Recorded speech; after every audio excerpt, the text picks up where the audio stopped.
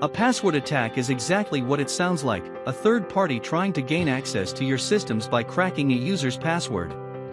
This type of attack does not usually require any type of malicious code or software to run on the system.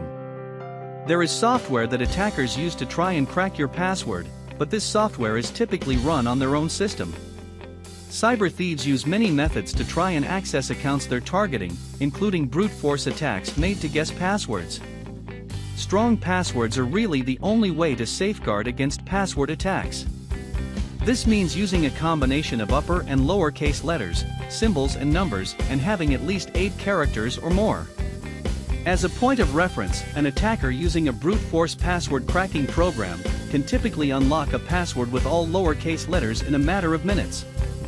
It's also recommended not to use words found in the dictionary, no matter how long they are. It just makes the password attacker's job easier.